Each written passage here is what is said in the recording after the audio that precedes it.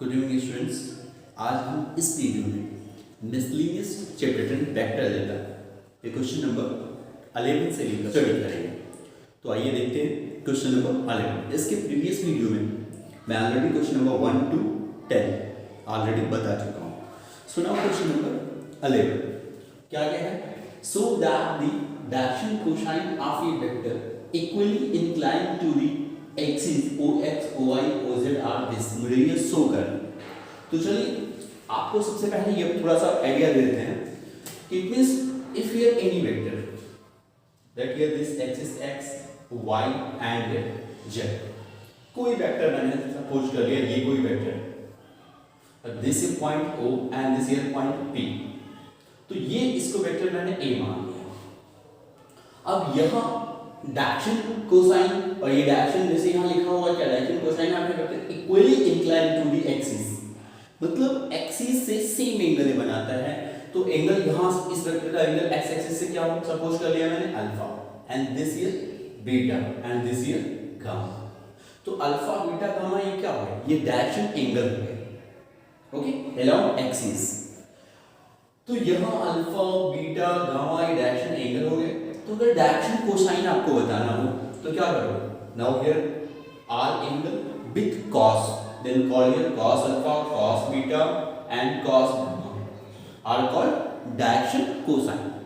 और आपको मैंने पहले बताया कि डायरेक्शन कोसाइन का कभी भी स्क्वायर करके सम किया तो हमेशा क्या मिलेगा? 1। ये चीज माइंड में आपको रखनी है। तो then here cos square alpha plus cos square beta plus cos square gamma इसका टू क्या मिलेगा? 1। यहां आप लिखेंगे वी नो हियर, ओके। तो अब मैं इस क्वेश्चन को सॉल्व करने जा रहा हूं। सबसे पहले लिखोगे क्या कि गिवन क्या था? Equally inclined to the axis, मतलब x एक्सिस से y एक्सिस से और z एक्सिस से ये जो वेक्टर है वो सेम एंगल बना है। तो मैंने लिख दिया given here alpha equal beta equal gamma. और यहां थोड़ा सा लिखोगे कि let this vector any vector a equally inclined angle alpha equal beta equal gamma, okay, to the axis OX, OY, OZ। इसको OX मान लिया, OY, OZ मान। तो यहाँ alpha equal beta equal gamma नहीं है, मुझे प्रूफ करना है कि डायरेक्शन यानी जो कोसाइन इस वेक्टर का जो डायरेक्शन कोसाइन होगा वो क्या होगा? ये। तो आप देखो नेक्स्ट क्या लिखने जा रहे हैं। देन डायरेक्शन कोसाइन है, डायरेक्शन कोसाइन क्या होगा?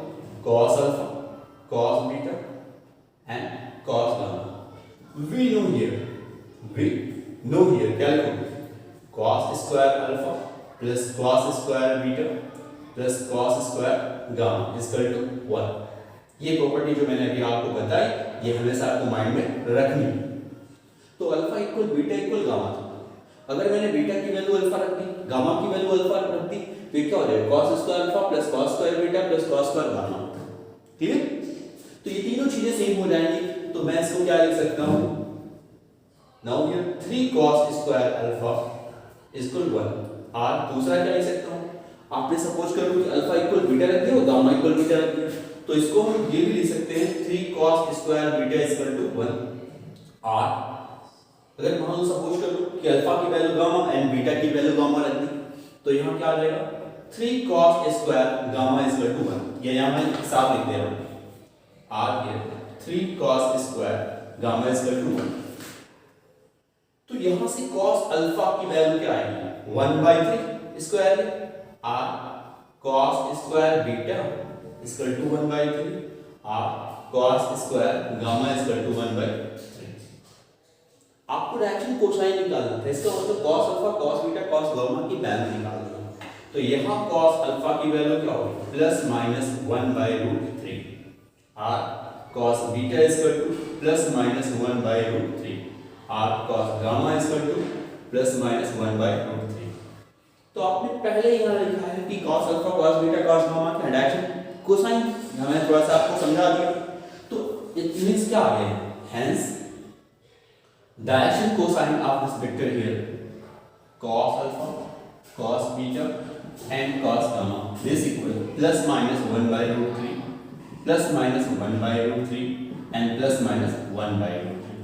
यही तो प्रूफ करना था। देखो तो this left hand cosine along o x axis and this y axis and this z axis proof हो गया। अब आपके माइंड में फिर प्लस माइनस दोनों लिखा है तो r प्लस r माइनस समझ में आ गया। क्वेश्चन नंबर 12 क्या कह रहा है, given a b c and then find a new vector d which is perpendicular to a and b and c dot d equal 15। तो यू नो स्टूडेंट्स, आप जानते हो कि अगर कोई दो वेक्टर परपेंडिकुलर होता है तो उसका डॉट क्या होता है, जीरो। क्यों? क्योंकि हम डॉट का डेफिनेशन जानते हैं। If given here a dot d, तो इस डेफिनेशन क्या है, magnitude of a and magnitude of b into cos theta, और ये थीटा क्या होता है, a और d के बीच का एंगल होता है। तो अगर ये 90 हो गया, cos 90 का हो गया 0। तो यहाँ इस क्वेश्चन की जो बात हमें करनी है, हमें फाइंड करना है न्यू वेक्टर d। तो अब d को जब हम i j के कंपोनेंट में लिखेंगे तो i j के कंपोनेंट कुछ ना कुछ तो होंगे, तो पहले हम d को कुछ कंसीडर कर लेते हैं। तो देखते हैं इसके सॉल्यूशन में हम कैसे लिखेंगे। सबसे पहले मैंने लिखा let d is equal to here. अब चलो मैंने इसको ऐसे लिख दिया xi this vector here xi plus yj plus zk।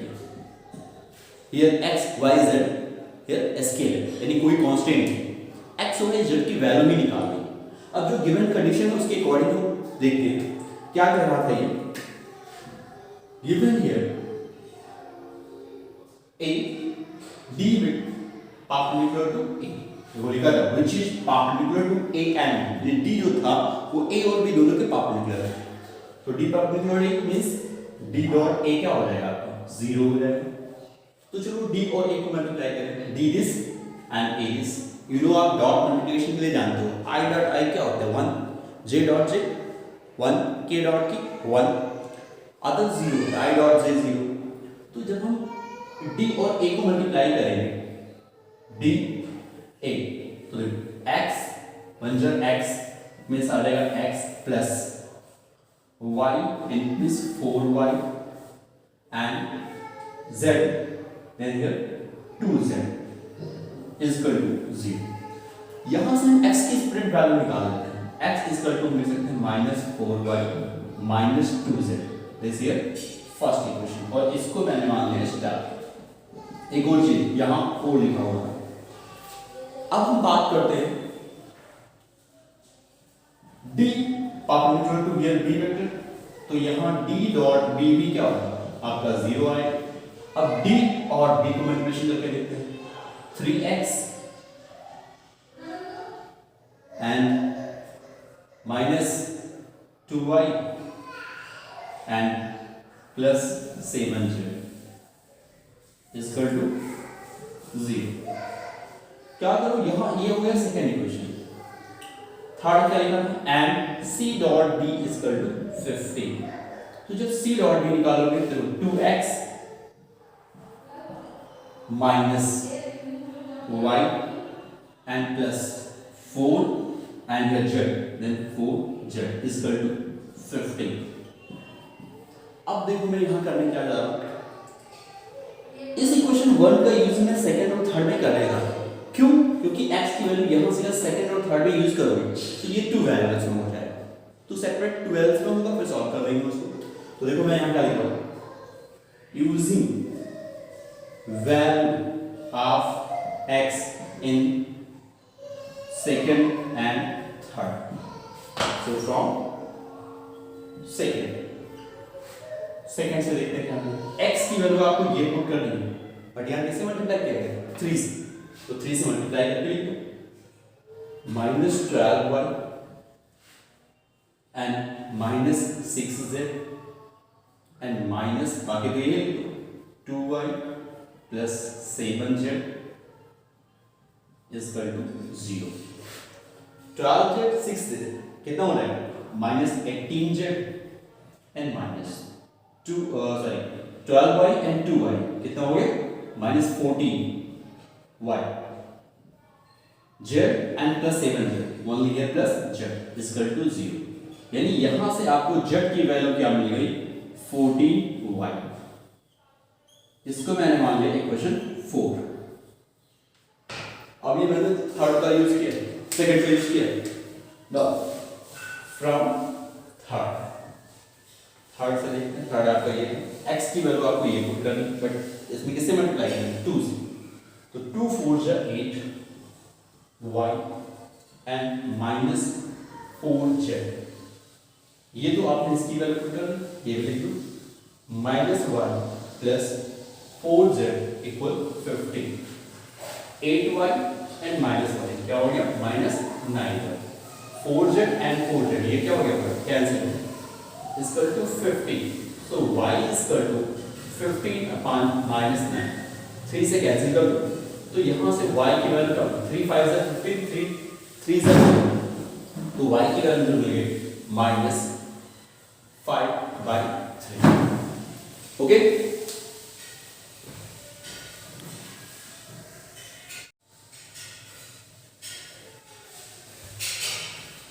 अब हम क्या करते हैं y की सेपरेट वैल्यू मिल गई, अब हम ये y की वैल्यू जेट लेना है इक्वेशन 4 में। नाउ इक्वेशन 4 becomes z की वैल्यू क्या है 14y, 14y की वैल्यू क्या है माइनस 5/2, तो z की वैल्यू क्या मिल गई 14 5 70 विथ माइनस 70/3, ये किसकी वैल्यू हो गई z की वैल्यू। अब x की वैल्यू निकालनी, so now using this value y and z in first, now equation 1 becomes, तो देखो x की वैल्यू क्या है x equal to minus 4, y की वैल्यू क्या थी minus 5/3 plus sorry minus 2, z की वैल्यू क्या थी माइनस 70/3 प्लस 20/3 प्लस दोनों को 8 करो 160/3 आ गया। x की वैल्यू y की वैल्यू एंड z की वैल्यू सेपरेट निकल गई, तो देखो d क्या आ जाएगा, hence exact solution here d की वैल्यू क्या है 160/3 आई प्लस y की वैल्यू क्या होगी minus 5/3j and plus 100 sorry minus 70/3k, ये आपका सॉल्यूशन। क्वेश्चन नंबर 13 कह रहा है the scalar product of the vector this with the unit vector along the sum of vector this and this is equal to 1, then find the value of lambda। तो चलिए भाई scalar product क्या है किससे किसका इस वेक्टर का, तो चलो मैंने इसको सपोज कर लिया कि दिस वेक्टर हियर a, क्या मान लिया इसको a मान लिया दिस हियर। नाउ सॉल्यूशन देखो कैसे, let here a is equal to I plus j plus k, और क्या क्या है ये जो दोनों वेक्टर है इनका सम करो और उसका जो यूनिट वेक्टर हो उससे इसका क्या कर देना स्केलर प्रोडक्ट फाइंड कर, तो किसके इक्वल आएगा 1 के इक्वल आएगा। तो मैं लिख दिया let a equal this and देखो सम ऑफ वेक्टर्स, यानी इसको मैंने कुछ नाम दे दिया सम of vectors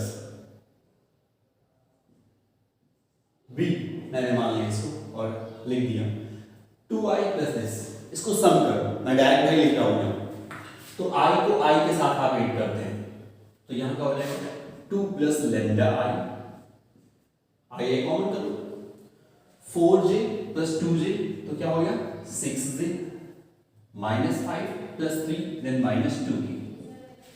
okay, and sum of vector आप लिखोगे sum of vector of this तो उसको मैंने b कंसीडर कर लिया b को, लेकिन जो स्केलर प्रोडक्ट कह रहा है वो इसका यूनिट कैप पे कह रहा है, तो चलो हम पहले क्या निकाल लेते हैं b कैप निकाल लेते हैं, तो b कैप इक्वल टू क्या होगा ठीक है यही तो होगा b vector means this 2 plus lambda i plus 6j minus 2k and divide by modulus, किसी भी वेक्टर का मॉडुलस कैसे निकालते हो एंड रूट ऑफ i का जो कंपोनेंट होता है उसका स्क्वायर 2 प्लस लैम्डा का स्क्वायर प्लस 6 का स्क्वायर प्लस माइनस 2 का स्क्वायर, ये तो लिखते हो। तो यहाँ क्या है 6 6 36 और ये 4, it means 40 plus this square, ये आ गया। अब मैं डायरेक्ट लिखने लगा, तो गिवन हियर यहां क्या लिखा, ए और डॉट स्केलर प्रोडक्ट इसका और इसके सम के यूनिट वेक्टर का देखो यहां लिखा होगा unit vector along this sum of this, इसका मतलब b कैप इसका टू कितना 1, तो लिखा था is equal to 1। Value put करते हैं, a डॉट भी जब रखोगे तो पूरा ये वैल्यू पुट करोगे, तो देखो a की वैल्यू तो आपकी ये और b कैप जब लिखोगे ये तो कांस्टेंट है, इसको मैं अब मैं डायरेक्ट लिख रहा हूं, रूट ऐसे लिखोगे 2 प्लस लैम्डा का स्क्वायर और 6 का 36 एंड दिस 4 मींस 40 हो गया एंड दिस ऊपर देखो क्या है a डॉट b, तो a ये हो गया b ये हो गया, तो दो वेक्टर का जब हम स्केलर प्रोडक्ट करते हैं तो i को i से मल्टीप्लाई करते हैं, 2 plus lambda into 1 it means क्या आ गया 1 into 2 plus lambda plus 1 plus 6 1 into 6 plus 1 into -2 this equal 1। इसको उधर ले लो क्रॉस मल्टीप्लाई कर तो क्या होगा 2 प्लस लैम्डा 6 एंड -2, तो इस सबको सॉल्व करोगे तो आपको क्या मिलेगा, मैं डायरेक्ट लिख रहा हूं यहां प्लस 6 एंड -2, तो ये टोटल 4 आ गया और 2 ये भी, तो 4 2 कितना हो गया 6, यानी आ गया 6 plus lambda is equal to 6 plus lambda is equal to, ये रूट जब उधर लिखोगे आप ऐसे 2 plus lambda square and plus 14, now squaring both side क्योंकि रूट हटा है, तो मैंने कुछ ऐसे 6 plus lambda square is equal to 2 plus lambda whole square plus 14।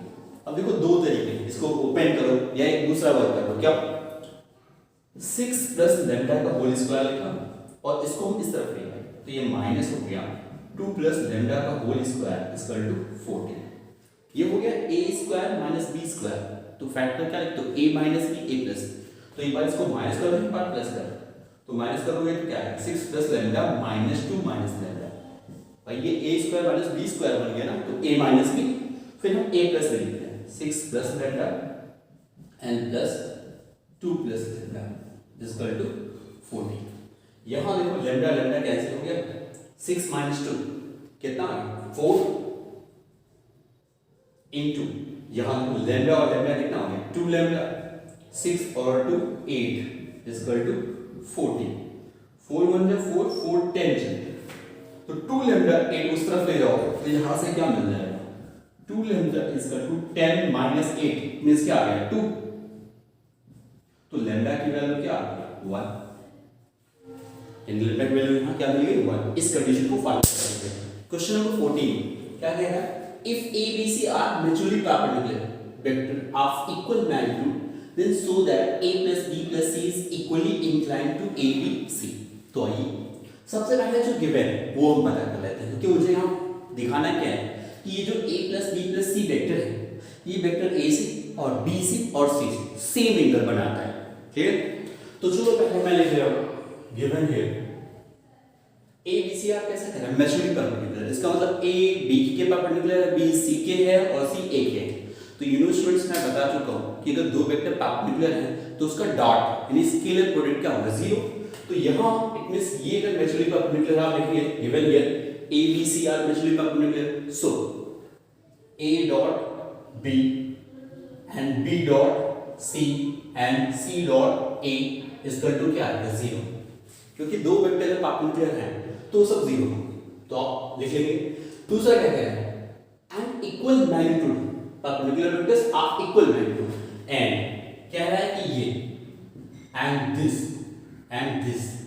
इन तीनों वेक्टर के जो मैग्नीट्यूड है वो सब सेम है, क्या समझ में आया। अब चलो हम एंगल पता करते हैं। एंगल यानी कोई दो वेक्टर के बीच में अगर एंगल पता करना हो तो आप कैसे पता करते हो, सपोज कर लो कि a और b के बीच का एंगल पता करना है तो आप उसका स्केलर प्रोडक्ट निकाल दो और लिख दो magnitude of a and magnitude of b into cos theta. ये थीटा जो होता है a और b के बीच का एंगल होता है।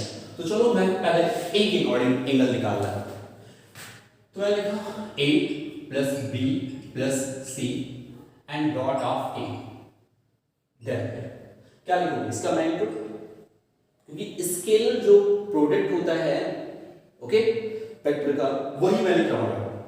तो यहां मैं लिखा a plus b plus c and magnitude of a into cos theta. या पहले आप लिखोगे कि let this vector is inclined angle theta 1 theta 2 with a vector b vector c vector respectively. यानी ये जो वेक्टर है हम सपोज कर लेंगे कि a b c के साथ क्या एंगल बनाता है थीटा 1 थीटा 2 थीटा 3। तो सो क्या करना होगा, so here theta 1 equal theta 2 equal theta 3, यही शो करना है। क्लियर, तो हमें ये मान ये चीज समझ में आ गई। तो यहां से आप cos थीटा 1 की वैल्यू फाइंड करोगे। cos थीटा 1 तो क्या आएगा, this a plus b plus c dot of a upon magnitude of a plus b plus c magnitude and a magnitude here. Students इसको जब आप मल्टीप्लाई करोगे तो a डॉट a, ये a डॉट a फिर प्लस आएगा आपका b dot a plus हो जाएगा c dot a upon a plus b plus c and here you know students क्या लिखा हुआ है यहाँ a dot b dot c dot a क्या होगा 0। एक और चीज, स्केलर जब प्रोडक्ट हम निकालते हैं तो चाहे हम a डॉट b लिखें या b डॉट a लिखें वो हमेशा 0 होता है, क्योंकि इसमें ऑर्डर इंपॉर्टेंट नहीं होता। ऑर्डर को चेंज करने पर हम माइनस नहीं लिखते, वो ग्राफ में लिखते हैं। तो यहाँ देखो ये भी 0 हो जाएगा, ये भी 0 हो जाएगा। मैं लिखा दिस 1 यानी यूजिंग ओवर, तो ये भी 0 हो गया, ये भी 0 हो गया। ये क्या हो गया, एक और चीज आप यहाँ समझो कि a डॉट a अगर ऐसा लिखा हुआ है तो इसको हम लिख सकते हैं दिस स्क्वायर। ये कभी भी i डॉट i क्या होता है 1 होता है। तो यहाँ हम इसको क्या लिखेंगे, cos theta 1 is equal to here a magnitude square upon a plus b plus c and here this magnitude of a। अभी मैं इसके साथ a की भी एंगल निकाल रहा हूं, तब देखो यहाँ a का स्क्वायर आया और ये चीजें हैं, फिर एक a मैग्नीट्यूड कैंसिल हो जाएगा, इट मींस क्या मिलेगा a upon here a plus b plus c। आप यहाँ आपको लिखना पड़ेगा कि लेट यानी ये जो वेक्टर है ये a b c के साथ एंगल क्या बना रहा है थीटा 1 थीटा 2 थीटा 3, पहले आपको लिखना पड़ेगा। तो ये cos थीटा 1 आपने निकाल दिया, cos थीटा 1 की वैल्यू होगी, मुझे दिखाना है theta 1 equal theta 2 equal theta 3, ये दिखाना है। सिमिलरली ये वैसे सिमिलरली जब हम a plus b plus c and a, अब यहाँ a लिखा तो यहाँ a आया, सेम एज जब b लिखोगे तो यहाँ जब इसको सॉल्व करोगे यहाँ b लिखोगे यहाँ b आएगा, पूरा सब कुछ यही आएगा, बस यहाँ b हो जाएगा और बाकी यहाँ आ जाएगा। सिमिलरली मैंने लिख दिया कि cos theta 2 is equal to here, बस यहाँ b वेक्टर आएगा, भाई जहाँ a था वहाँ क्या करोगे b कर दोगे, तो यहाँ a डॉट b आ जाएगा और यहाँ b डॉट b आएगा, यहाँ c डॉट b, तो ये 0 ये 0 ये से मिल जाएगा, फिर b का स्क्वायर मिलेगा और यहाँ b रहेगा, कैंसिल हो जाएगा, केवल b मिलेगा, तो b upon here a plus b plus c ये आएगा आपका। ओके ये मैंने मान लिया सेकंड, ये हो गया थर्ड, एंड ये मिलेगा आपको cos theta 3 is equal to c vector मिल जाएगा upon here a plus b plus c ये मिलेगा, दिस हियर फोर्थ। अब एक बात बताओ, ये यहाँ इसको पूरा फर्स्ट मान ले, इसको दोनों मिला magnitude a equal b equal c, ये तीनों कैसे इक्वल थे। तो स्टूडेंट्स अगर मैं सेकंड थर्ड और फोर्थ को कंपेयर करूं तो देखो डिनोमिनेटर तो सबका सेम है, ऊपर लिखा हुआ magnitude a magnitude b magnitude c, और यू नो हियर यहां गिवन है पहले से कि magnitude a equal b equal c। Clear, तो मैंने देखो यहां क्या लिखा from second third fourth we can write here cos theta 1 is equal to cos theta 2 is equal to cos theta 3, so theta 1 equal theta 2 equal theta 3। क्या angle सब same हो गया, प्रूफ हो गया। यही तो मैंने दिखाना था, प्रूफ करना था कि ये जो वेक्टर है a b c से क्या एंगल बना रहा है, सेम एंगल बना रहा है। क्वेश्चन नंबर 15 क्या कह रहा है, prove that a plus b dot a plus b is equal to magnitude of a square plus b square if and only if A perpendicular to B, मतलब ये condition follow तभी करेगा जब ए और बी कैसे हो, परपेंडिकुलर हो, ये प्रूफ करना है आपको। तो चलो हम इस कंडीशन को कंसीडर करके, यानी इस कंडीशन को लेकर के चलते हैं और दिखाते हैं कि ए परपेंडिकुलर बी ही होगा इस कंडीशन को अगर हम फॉलो करेंगे तो इट मींस इन स्टूडेंट्स यहां डॉट है, ओके। तो मैं इसको फॉलो कर रहा हूं, ए से ए को जब मल्टीप्लाई करोगे तो क्या मिलेगा, A dot of A and plus इससे इसको मल्टीप्लाई करोगे A dot of B and plus इससे इसको करोगे then B dot A and plus B dot B and this equal here magnitude of A square plus magnitude of B square. यूरो students आप ये जानते हो क्या, आपको भी बताया भी है कि जब कभी भी कोई दो वेक्टर अगर ऐसे लिखे हो तो उसको हम ऐसे लिख सकते हैं, ठीक है।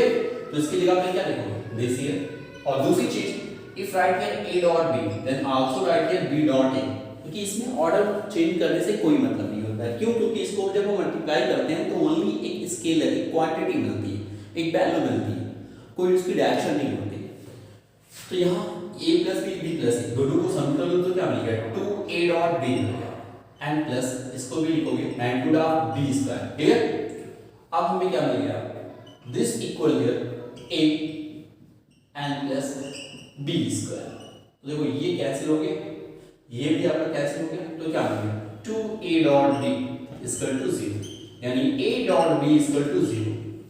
दो वेक्टर का अगर स्केलर प्रोडक्ट 0 हो जाए इसका मतलब क्या कि वो दोनों आपस में कैसे हैं, परपेंडिकुलर है, a परपेंडिकुलर टू b। यहाँ एक कंडीशन और हो सकता था कि a और b में से दोनों में से कोई 0, तो आपके क्वेश्चन में पहले से लिख दिया गया है कि यहाँ if a perpendicular to b a not equal 0 and b not equal 0, देखो लिखा था। यानी ये 0 हो सकते हैं दो कंडीशन पर, या तो a और b दोनों में से कोई एक 0, तो यहाँ तो कह दिया कि 0 नहीं है, इसका मतलब ये अगर है तो 0 परपेंडिकुलर ही होगा, तो प्रूफ हो गया। अब हम बात करते हैं क्वेश्चन नंबर 16 की, उसमें चार ऑप्शन दिए गए, कह रहा था कि if theta is the angle between two vector a and b, तो मैंने क्या किया, एक लाइन एक वेक्टर a ड्रा कर लिया, दूसरा वेक्टर b, और यहाँ बीच का एंगल मैंने थीटा मान लिया, और क्या है गिवन हियर कंडीशन, एक कंडीशन दिया है कि a dot b is greater than equal to 0। तो मुझे यहाँ थीटा की वैल्यू बतानी है कि थीटा किस क्वाड्रेंट में लाई करेगा, यानी कहाँ होगा, फोर ऑप्शन दिए। तो चलो पहले यहाँ लिखते हैं a dot b it means scalar product, तो उसके अकॉर्डिंग क्या लिखोगे, magnitude of a into magnitude of b into cos theta and greater than equal 0। ये मैग्नीट्यूड है, मैग्नीट्यूड मींस कोई फिक्स वैल्यू है, तो ये जब उधर जाएगा तो सब 0 हो जाएगा, इट मींस आ जाएगा आपको cos theta is equal to greater than 0। cos theta की वैल्यू 0 से बड़ी, तो यूनो स्टूडेंट्स आप जानते हो कि जब हम क्वाड्रेंट बनाते हैं x और y तो ये होता है फर्स्ट क्वाड्रेंट, तो फर्स्ट क्वाड्रेंट में cos 0 कह रहा था ये 0 के इक्वल होगा या 0 से बड़ी वैल्यू होगी, तो इस फर्स्ट क्वाड्रेंट में cos थीटा की जो वैल्यू होती है वो होती है पॉजिटिव, तो ऑल पॉजिटिव जो वैल्यू होगी 0 से ग्रेटर होगी। बट सेकंड क्वाड्रेंट में जब हम जाते हैं, सेकंड क्वाड्रेंट में फर्स्ट क्वाड्रेंट होता है थीटा इक्वल 0 से लेकर कहां तक, थीटा इक्वल 90 तक, और ये होता है थीटा इक्वल टू 180 यानी मोर देन 90 सेकंड क्वाड्रेंट। लेकिन यहां cos थीटा नेगेटिव होता है, क्या होता है सेकंड क्वाड्रेंट में नेगेटिव, तो फर्स्ट क्वाड्रेंट में cos थीटा पॉजिटिव। अब 0 90 को चेक करो, क्योंकि ऑल पॉजिटिव वैल्यू 0 से ग्रेटर होगी, तो 0 से 90 तो हो गया, यानी थीटा की वैल्यू 0 से ग्रेटर होगी और 90 से छोटी होगी। लेकिन अब 0 90 पर भी चेक करो, cos 0 की वैल्यू क्या होती है 1 होती है, तो देखो cos अगर हम थीटा की वैल्यू 0 का मतलब इस लाइन पर, तो यानी इक्वल भी तो लिख सकता हूं, यानी 0 डिग्री भी तो लिख सकता हूं, क्योंकि 1 आया तो 1 भी तो 0 से ग्रेटर है। cos 90 क्या होता है 0, तो यहाँ इक्वल भी तो लगा है, तो इसका मतलब यही ऑप्शन आपका सही होगा। ओके, तो आपके उसमें 16 में जो बी ऑप्शन है वो करेक्ट हो जाएगा। सेकंड क्यों नहीं सही होगा, क्योंकि भाई सेकंड क्वाड्रेंट में नेगेटिव होता है। अब हम बात करते हैं क्वेश्चन नंबर 17 की, क्या है if a and b two unit vectors and theta is the angle between them. क्या है 17 की बात कर रहा हूं, a और b जो हैं वो कैसे यूनिट वेक्टर है, इसका मतलब उनका अगर हम मैग्नीट्यूड निकालेंगे तो क्या आएगा 1 आएगा। तो क्या है कि a plus b is also unit vector, और a और b के बीच का एंगल कितना कह रहा है थीटा है।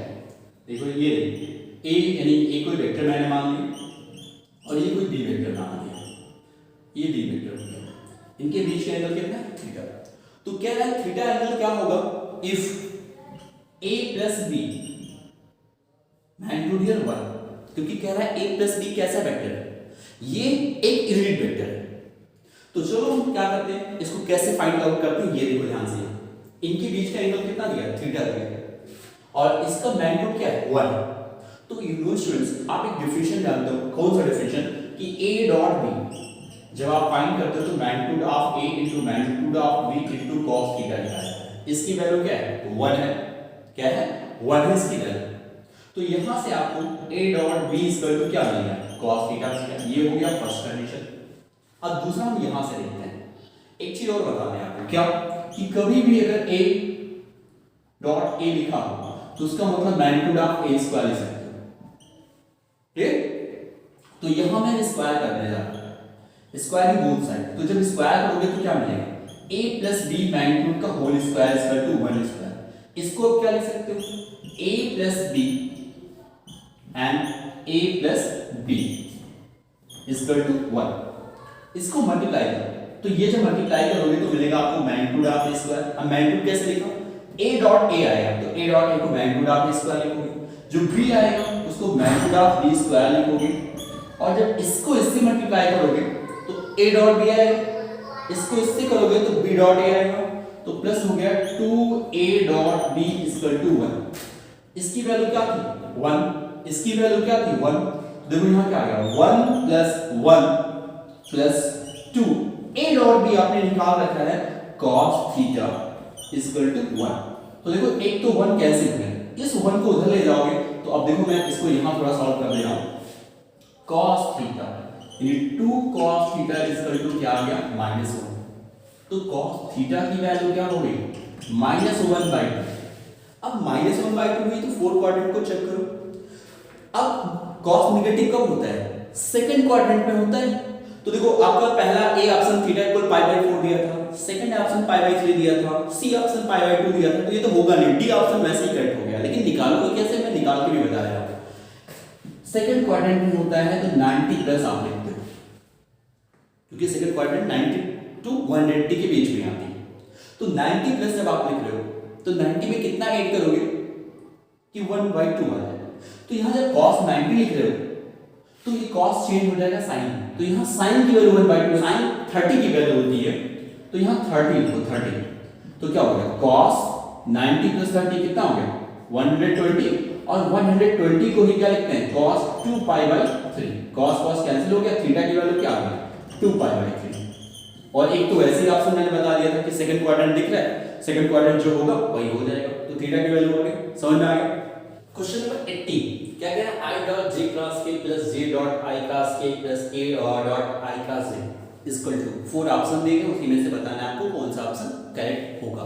तो पहले मैं आपको बता दूं कि जब हम x this axis and this y axis and this z axis, this here i cap and this here j cap and this here k cap, तो जब हम ये एंटी क्लॉकवाइज रोटेशन करते हैं तो हम लिखते हैं i cross j equal to क्या होता है, k होता है, i cross j equal to k and j cross k equal to i, क्योंकि j cross and k cross i then ये j लिखते हैं।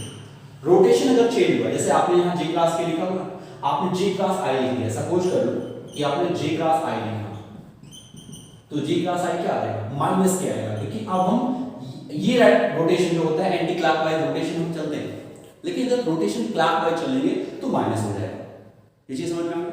तो यहां देखो i j क्रॉस k तो इक्वल टू i, क्योंकि एंटी क्लॉकवाइज हम चल रहे हैं, तो इसकी वैल्यू क्या हो गई, i हो गई, प्लस यहां में j dot i cross k, देखो उल्टा डायरेक्शन आ गया, ये उल्टी डायरेक्शन आ गई, तो i cross k equal to क्या होगा, माइनस j, फिर प्लस यहां लिखोगे k i क्रॉस j, देखो i cross j equal to क्या लिखोगे, k, यानी हम हमेशा एंटी क्लॉकवाइज डायरेक्शन चलते हैं।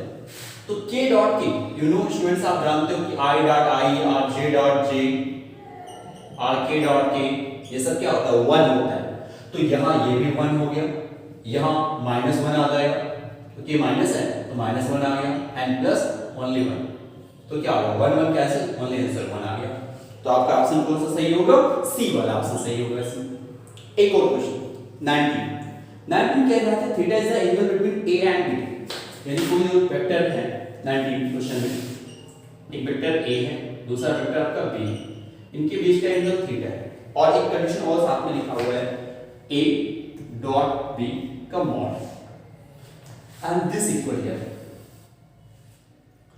a cross b। तो मुझे यहाँ थीटा की वैल्यू बतानी है। तो students a dot b means क्या? ये स्केलर प्रोडक्ट है। तो स्केलर प्रोडक्ट की डेफिनेशन क्या होती थी? आप लिखते थे magnitude of a into magnitude of b। मैं इसकी वैल्यू लिख रहा हूं, okay, and into cos theta. Magnitude था तो इसका भी मैग्नीट्यूड है। यहां a मैग्नीट्यूड आप लिखते थे, b मैग्नीट्यूड लिखते थे, sin थीटा लिखते थे, एंड n क्या है, लेकिन इसके आगे क्या मैग्नीट्यूड निकालना है तो इसका भी मैग्नीट्यूड हो जाएगा। तो इट मींस यहां हम जानते हैं student a dot b, a cancel हो गया, b कैंसिल हो गया, क्लियर, n का मतलब क्या होगा? Only 1, clear. तो जब 1 हो गया तो अब यहां देखना है cos theta equal to sin theta. तो cos थीटा और sin थीटा की वैल्यू कब 1 होती है? वो सॉरी 1 का इट मींस सेम। हमें यहां देखना है या दोनों अब दोनों या मॉडुलस के साथ तो टेकिंग हियर सेम साइन। तो सेम साइन लेकर के या तो ये देख लो कि sin थीटा और cos थीटा की वैल्यू कब सेम होती है? π/4 पर। या वैसे नहीं करना चाहते तो ऐसे भी सॉल्व कर सकते हो। cos theta equal sin theta, now divide by this, then cot theta equal क्या हो गया 1। cot 1 कब होता है? π/4। या यही देख लेते कि कौन सी वैल्यू सेम होती है, किस डिग्री पर सेम होती है दोनों की वैल्यू। तो π/4 यानी आंसर क्या आ गया? cot π/4। दैट मींस आंसर मिल गया थीटा इक्वल π/4। तो इसमें कौन सा ऑप्शन सही हो गया? आपका बी ऑप्शन सही हो गया। इसमें क्वेश्चन नंबर 19 में। ओके, तो अब आपका एक्सरसाइज मिसलेनियस चैप्टर 10 खत्म हो जाएगा। ओके, तो इस तरह से आपका ये एक्सरसाइज का चैप्टर पूरा खत्म हो गया स्टूडेंट्स। ओके।